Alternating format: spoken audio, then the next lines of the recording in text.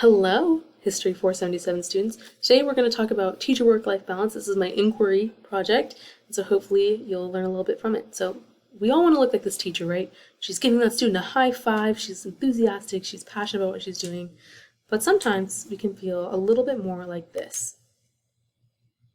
That's right. Teaching is a very stressful profession, and there are a lot of demands on our time. We make so many countless decisions every day, and so sometimes teaching can feel a little bit more like this. And so we want today to look at some of those stressors and how veteran teachers have approached their teacher work-life balance.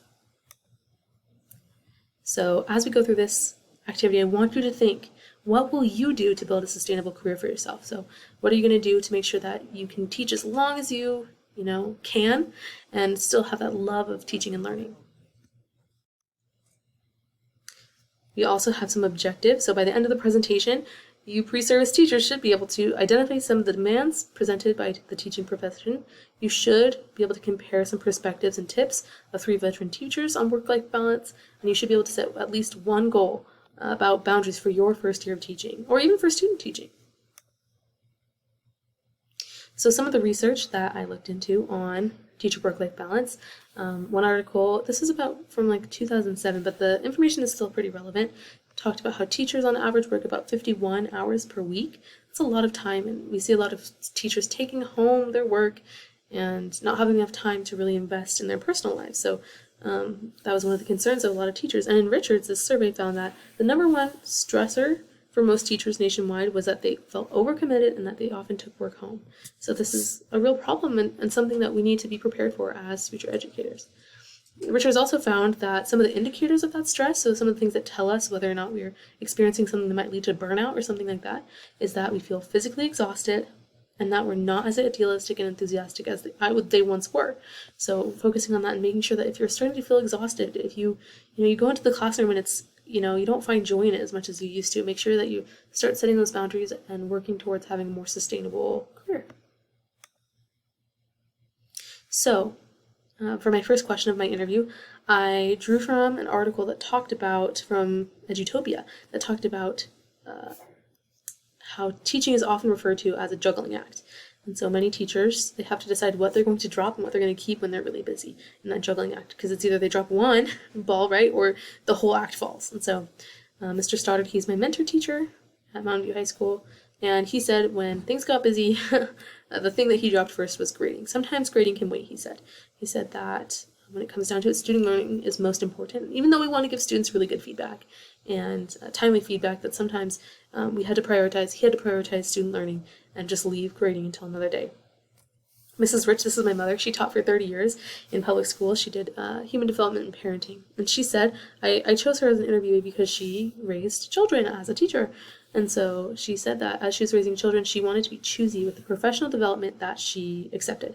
So she said, choose professional development that is in line with your career and educational goals, and that fit into your life schedule. So she said, it was fun to go to professional development all over the country and do professional development in different states, but that while she was raising children, it made more sense for her to go to professional development that was nearby, that was less than a day, and that she could be home at the end of the day for the kids. So just be mindful of the professional development that you choose. That was the first thing that she kind of dropped. And she said, I just need to be more local, more focused on my children. Mrs. Ellsworth, she graduated from the McKay School 3 years ago. And she said that the most important thing in her teaching was that focusing on the most important elements. She said she hated this question because she hates dropping, things, and she wants to keep things all together. But she said that if she had to focus on something, she'd say focus on the most essential parts of the lesson. Focus on those objectives and things like that are going to help you teach. And if you have to put off responding to a non-essential email for a couple hours, that's okay. So that's what she said. My second question also comes from another article that talked about a teacher who found himself burned out, found himself not really being there for people in his life that he felt like he should be. And he said in order to find more balance in his life, he decided that he was going to rely on the supports that he found in education as a student, namely educators, the community around him, and his family. Those are the supports that he relied on. So when I told my interviewees this, I said, what support has really helped you in education? So Mr. Stoddard, he said that he leaned into the support of his department. This is a common theme. We also saw this with Miss Ellsworth. They said that when they were part of a good collaborative group, that their efforts were more than the sum of their parts, and that as they leaned in to the support of the department, that they were able to accomplish more and to find more balance in their life as they worked together. Miss Rich, this was really interesting. She talked about collaborating with the community. So she works with young parents who are learning skills for employment. And so she worked with the city that she was in to go over, job requirements, interviewing things, and kind of the interview process for the city for her students. And she said the more she was connected with those community resources and understanding what they wanted in employees and students, the more she was able to help her students connect to those resources and really gear her learning objectives towards that practice. The more she was able to feel like her work was meaningful, and also that she had more time to teach her students the things that are most important. The last question I asked my interview subjects was a simple question of if they could go back in time to their first few years of teaching, what practices they would change, what time management things they would change to be a more effective teacher and to have better work-life balance. So Mr. Stoddard, he said that he was really jealous of teachers today who are starting off with all these online resources. He said that new teachers should really hone in on the resources available to them both online and through their department in order to make activities that work for them. Ms. Rich talked about her first few teaching years as an isolated experience. So she talked about wishing that she had worked more closely with her department, and that she wished that she would have reached out to those around her to have the support that she felt like she needed.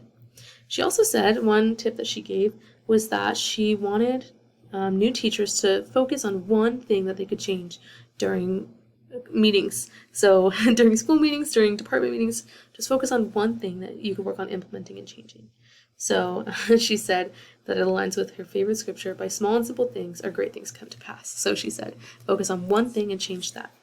So Miss Ellsworth, it was her fourth year teaching, and so she recognized her first year of teaching, she relied really heavily on these scripted lesson plans, and she said that if she could go back and change something, she would spend less time on those lesson plans and focus more on just the essentials, and so she had more time to focus on student concerns and learning concerns with her students.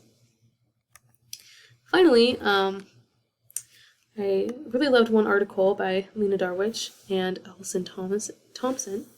It's called 3 R's, and it was a great article about these different R's that help us have sustainable careers. So relationships, rituals, and reasons. Hopefully you'll have an opportunity to pause the video and look at these and identify a few of them. And finally, just use what you've learned, set one career goal related to teacher work-life balance. Thank you so much for listening to my presentation, and I hope that you've gotten something about teacher work-life balance from this video.